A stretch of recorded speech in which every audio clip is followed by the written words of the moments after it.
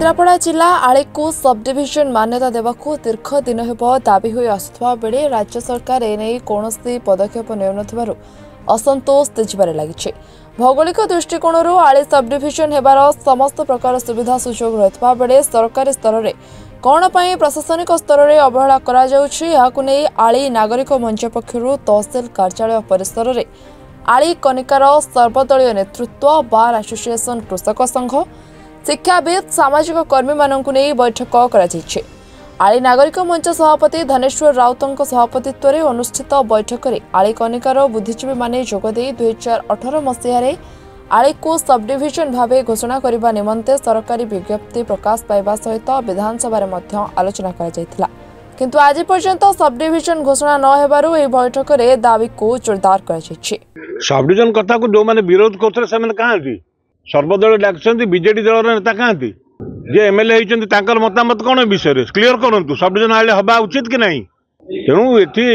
Sub division पे आमे आंदोलन करिया जस्टिफाइड किंतु आम प्रतिनिधि आम संग रहिबा दरकार आली रो स्वार्थ पई से काम करिबा दरकार। 25 वर्ष भीतर कोन हेछि लोक हिसाब मागिछन्ति सब डिविजन आमे करि सारथिलु तो बंद कर दिया गला एई मानक द्वारा बंद कर आज कहांती केही नांती एठी उत्तर देबा पई आली 30 बेड हॉस्पिटल सीएचसी हो गला पोस्टमार्टम सेंटर उठीज एक कौन विधायक काम न खाली भोट ने लोक ठकी चलिए। तेणु ये दुर्बार आंदोलन करने जो बाहरी से नेतृत्व नियंतु आम समर्थन करूँ। मु धनेश्वर राउत सभापति आली नागरिक मंच आमर गोटे दाबी हो आली को सभ्यन मान्यता ये दाबी आज नुहे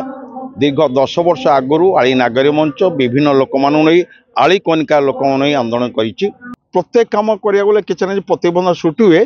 आम आत्म जो अभिमान अच्छी आम जो आत्ममित्र अच्छी सुदृढ़ अच्छी आम निश्चय दाबी सफल हबू। नियम अनुଯାयी भौगोलिक दृष्टिकोण प्रशासन तांको सर्वे करी आली को सभ्यन मान्यता देव बोली प्रस्ताव प्रस्तुत होती। पूर्वतन तहसीलदार आज 8 वर्ष आगे आम जन जो प्रपोजाल आसी विधानसभा पेश होती आली को सभ्यन मान्यता दि जाऊ से दाबी को कार्यकारी करने आज विभिन्न संगठन नहीं कि आम आज कन्वेंशन आली को सभ्यन मान्यता ये मात्र गोटाए मात्र दाबी आली नागरिक मंचर। एही आली राजकनिकार बहु बुद्धिजीवी माने सामिल होई निज निजर मत देथिले। आली को सब डिविजन कराइबा निमंते आली कनिकार बुद्धिजीवी मानकु नै मिलित मंच गठन करबा सहित मानव श्रृंखला विभिन्न स्थान रे सभा समिति करबा सहित आवश्यक पड़िले मुख्यमंत्री अभियोग शुणाणी शिविर रे पहुंची अभियोग करबा निमंते निष्पत्ति नै जायछि। आली रे एक मानव श्रृंखला करिबु जे प्रतिवाद जणैबु जे आली को सब डिविजन मान्यता दिया जाऊ जहाँकि 2018 मसीह विधानसभा स्टैंडिंग कमिटी पास कर देइथला सुपारिश करथला एवं सेटा मध्य गवर्नमेंट नोटिफिकेशन ने बाहरी थिला पेपर बाहर थिला अविभक्त कटक जिलार सालेपुर एवं आली दुईटा सब डिविजन मान्यता पाइबो बोली आज पर्यंत टाळटुळी अवलंबन करी आज आली की सब डिविजन मान्यता दिया जाए। तेणु आम प्रतिवाद जोरदार करूँ आगामी दिन में दुर्बार प्रयास करूँ आली कनिकार विकास पाई आली कनिकार सर्वांगीन उन्नति पाई आम दाबी रखबू आमर शेष रक्त बिंदु थिबा पर्यंत आम लड़े जारी रखबू सब डिविजन आम करूँ। आली को सब डिविजन मान्यता प्रदान क्षेत्र में स्थानीय विधायक हस्तक्षेप करने सहित अन्य वर्गर लोक मैंने सहयोग करने को नागरिक मंच पक्षर निवेदन कर। आली अश्विनी कुमार साहू रिपोर्टर्स टुडे।